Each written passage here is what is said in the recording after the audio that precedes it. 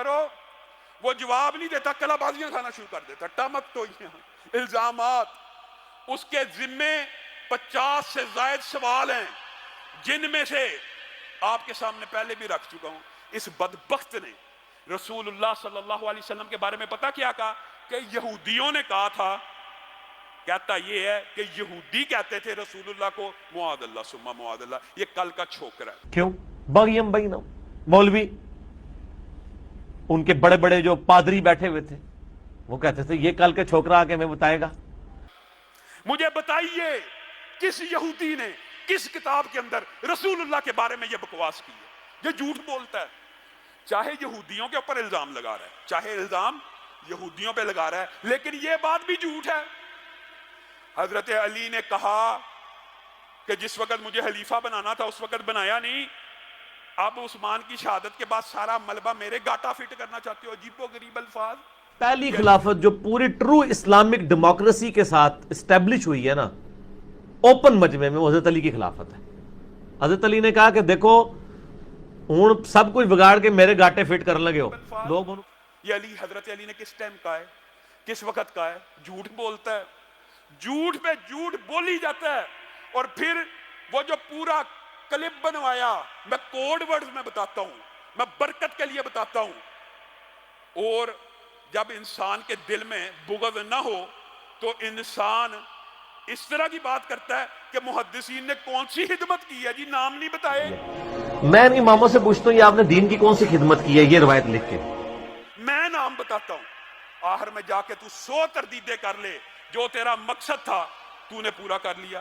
اس نے یہ تک جھوٹ بولا ہے کہ نرے حافظ کی یعنی چھڑا حافظ لفظ بولا کہ حالی جو بچوں کو ہم حفظ کرواتے ہیں نا اس کی کوئی اسلام میں فضیلت نہیں، معاذ اللہ۔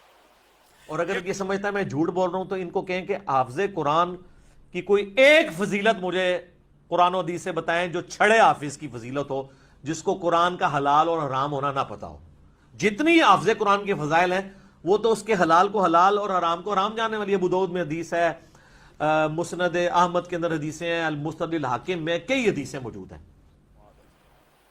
یہ جھوٹ کے اوپر جھوٹ بولی جاتا ہے، ان جھوٹوں کا جواب نہیں دے گا اور اپنی طرف سے، اور پھر لعنت کہتا ہے کہ جھوٹوں پہ لعنت ہے، تو لعنت پڑ جاتی ہے۔ اللہ کے عذاب کا کوڑا اس کے اوپر چلنے لگا ہے، حتیٰ کہ یہاں تک کہہ دیا کہ قادیانی جو ہیں وہ یہودیوں اور عیسائیوں سے بہتر ہیں، معاذ اللہ۔ کہ آپ کے ساتھ جو قادیانی ہے، جو نبی علیہ السلام کو آخری نبی مانتے ہیں لیکن ساتھ امتی نبی کلیم کرتے ہیں، کیا یہ یہود و نصارہ سے بدتر ہے؟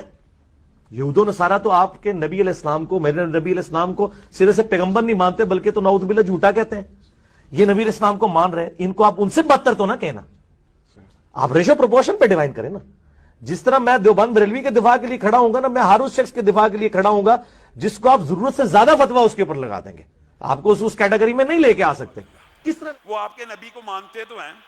یہ 50 سے زائد سوال ابو یحییٰ نور پوری نے ابھی اس کے سامنے پیش کی ہے، نہ مناظرے میں آتا ہے نہ مباہلے میں آتا ہے۔ یہ بندہ عجیب ہے، تابعین کے بارے میں کہتا ہے تابعین۔ اب بندہ یہ لفظ کہتا ہے تابعین، ان کے بارے میں کہتا ہے تابعین رج کے جھوٹے تھے، معاذ اللہ۔ جھوٹی حدیثیں گھڑنے کے اور جھوٹ بولنے کے ماہر تھے تابعین، اور نیکوکار بھی رج کے تھے اور جھوٹے بھی رج کے سن۔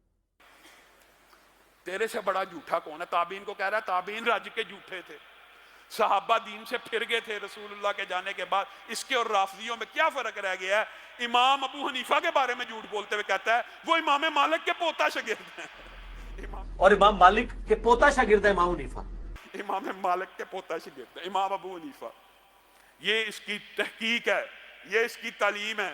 ابن تیمیہ کے یہ خلاف، ابن کثیر کے یہ خلاف، علامہ شیعی سارے اسلاف کے خلاف ہے، اور بکواس کتنے گندے الفاظ میں کرتے ہوئے کہتا ہے میں ان کے ختنے چیک کروں گا، بدبخت آدمی۔ تو پھر ہم کہیں گے کہ ایسے سلف کے ختنے چیک کرنے چاہیے کہ وہ مسلمان بھی ہے کہ نہیں۔